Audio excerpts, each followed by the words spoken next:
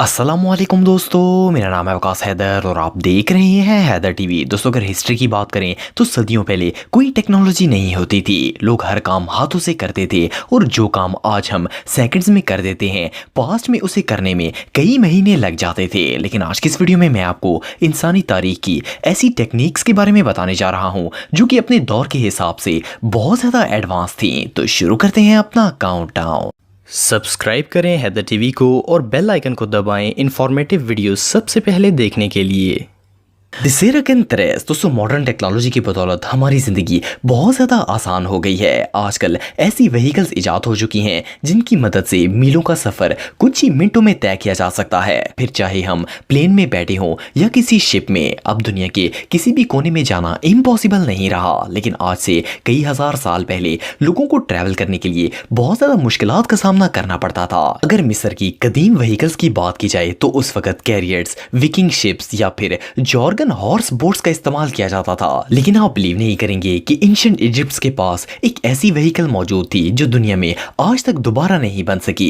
ये जो huge ship आप देख रहे हैं, इसे 3rd सेंचुरी बीसी में बनाया गया था। ये बिल्कुल एक रियल शिप है। इसका साइज जदीद दौर के हिसाब से एक क्राफ्ट के बराबर था। ये हिस्ट्री का सबसे लार्ज शिप था। इसकी लंबाई 130 मीटर, चौड़ाई 20 मीटर और ऊंचाई 25 मीटर से ज्यादा थी। ये मुकम्मल तौर पर लकड़ी से बनाया गया था। इतने बड़े शिप को देखकर कोई अंदाजा भी नहीं लगा सकता कि हजारों साल पहले ये रियल में मौजूद था। इवन के कुछ रिसर्चर्स ये भी मानने के लिए तैयार नहीं है कि ये शिप रियल में मौजूद था। ये चप्पू की मदद से चलता था। इसे 450 सेलर्स मिलकर चलाते थे। ये शिप इतना बड़ा था कि इसके अंदर एक वक्त में 2850 लोग आ सकते थे।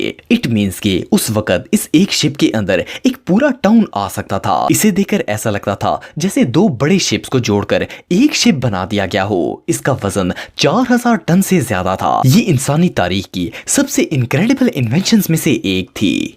Hydraulic hammers. दोस्तों, आज से कई सौ साल पहले जब इलेक्ट्रिसिटी का नामो निशान भी नहीं होता था, तब भी लोग मशीन्स का इस्तेमाल करते थे। ये मशीन आजकल की एडवांस मशीन के मुकाबले तो नहीं थी, लेकिन फिर भी ये उस दौर के हिसाब से बहुत ज़्यादा हेल्पफुल थी और काफ़ी एडवांस थी। ये जो हाइड्रोलिक हैमर आप देख रहे हैं, ये भी इन्हीं में से एक है। साउथ ईस्ट चाइना में आसार कदीमा के माहिरीन ने ये 2000 साल पुराना वर्किंग टूल दरियाफ्त किया है। इस मशीन का व्हील पानी की पावर से चलता था और इसके आगे हैमर्स लगे हुए थे। जैसे जैसे ये व्हील घूमता है, हैमर ऊपर से नीचे की तरफ हरकत करता है। इस मशीन को पिसाई के कामों के लिए इस्तेमाल किया जाता था। इस टूल का हर एक हैमर 450 न्यूटन पावर रखता था। ये मशीन 10 लोगों के बराबर काम करती थी और मजे की बात यह है कि ये इंसानों की तरह थकती भी नहीं थी और ना ही इसे कुछ खाने के लिए चाहिए होता था। ये 24 घंटे बगैर रुके काम करती रहती थी। इसे चलाने के लिए कोई एनर्जी भी नहीं लगानी पड़ती थी। एंशिएंट चाइनीज इसे अपने मसाला जात और गंदम वगैरह पीसने के लिए इस्तेमाल करते थे। इसकी इन्वेंशन के कुछ ईयर से बाद इसे चाइनीज रेवोल्यूशन इंडस्ट्री में लोहे को तोड़ने के लिए यूज किया जाने लगा। इवन कि आज तक इस मेथड को मॉडर्न फैक्ट्रीज में भी यूज किया जाता है। लोहे को गर्म करके इस पर ये हैमर मारने से वो आसानी से टूट जाता है। ये इन्वेंशन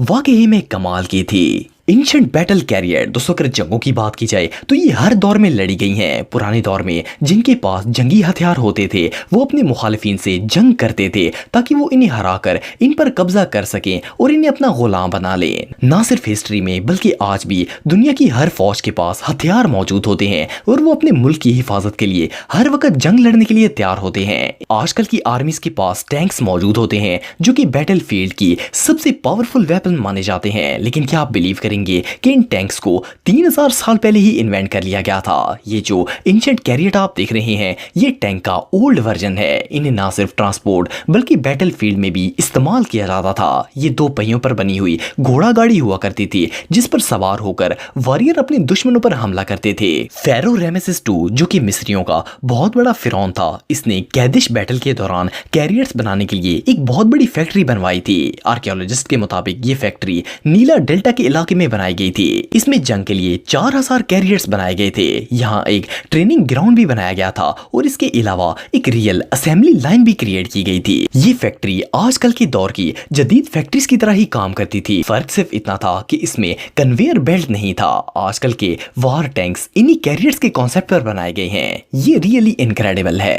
जूज क्रॉसबो। दोस्तों, आप में से अक्सर लोगों ने क्लैशनकोव देखी होगी। ये एक बहुत ही रैपिड फायर वेपन है। इसकी सारी गोलियां एक दफा दफा चलाने पर ही बाहर निकल आती हैं। ये आम राइफल से कई गुना पावरफुल होती है। इसका इस्तेमाल ज्यादातर जंगलों में किया जाता है ताकि दुश्मन पर तेजी से अटैक किया जा सके। इसे पहली दफा 1947 में बनाया गया था, लेकिन क्या आप जानते हैं कि एक्चुअली इसकी इजाद 2000 साल पहले चाइना में हो चुकी थी। इस वेपन का नाम ज़्यूज क्रॉस बो था। ये कोई नॉर्मल क्रॉस बो नहीं थी, ये एक रिपीटिंग क्रॉस बो थी जिसकी मदद से सिर्फ 15 सेकंड में 7 से 10 तीर कमान के अंदर से निकल सकते थे। हालांकि आम कमान से 1 मिनट के अंदर सिर्फ 2 तीर ही निकलते थे। चाइनीज वॉरियर इसे अपनी जंगों में यूज करते थे। ये डिवाइस दूसरी या तीसरी सदी में इन्वेंट की गई थी। कुछ रिसर्चर्स का यह भी कहना है कि ये इससे भी पहले बनाई जा चुकी थी। इन्हें आखिरी दफा 19वीं सदी की जंगों में यूज किया गया था। इसे चाइनीज रिपीटिंग क्रॉसबो भी कहा जाता है। इसका एक और इंटरेस्टिंग फैक्ट ये भी है कि ये क्रॉसबो लीवर एक्शन राइफल के